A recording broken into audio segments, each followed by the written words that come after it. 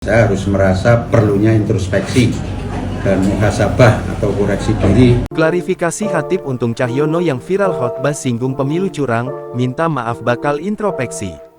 Untung Cahyono, Khatib Salat Id di lapangan Tamanan, Banguntapan, Bantul, Daerah Istimewa Yogyakarta, DIY akhirnya memberikan klarifikasi.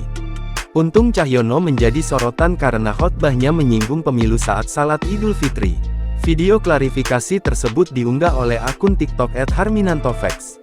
Klarifikasi tersebut disampaikan Untung usai pertemuan tertutup dengan pengurus Hari Besar Islam PHBI Tamanan, Bantul, Sabtu tanggal 13 April tahun 2024.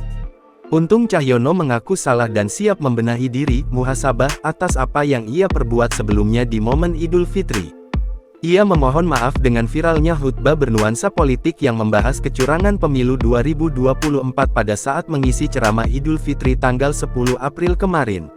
Harus saya tegaskan, jadi satu, karena sudah seperti ini ya supaya tidak berlanjut dan teman-teman wartawan juga tidak melanjutkan, kami dengan tegas menyatakan memohon maaf apa yang sudah membuat warga menjadi mungkin terganggu dengan pandangan kami. Itu yang pertama. Yang kedua, ya saya pribadi tentu secara tegas, kami manusia biasa, untuk lebih dewasa supaya kami harus lebih berhati-hati, khususnya ketika berbicara di depan forum yang bisa jadi. Untung juga mengatakan, sebagai manusia dewasa ia akan lebih berhati-hati ketika menyampaikan materi khotbah.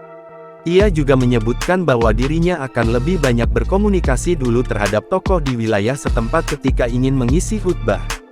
Untung juga akan menjadikan peristiwa ini sebagai bahan untuk introspeksi diri agar ke depan tak ada peristiwa serupa. Saya tegaskan perlu introspeksi dan koreksi diri. Muhasabah ketika apa yang saya sampaikan itu jadi persoalan, ungkapnya.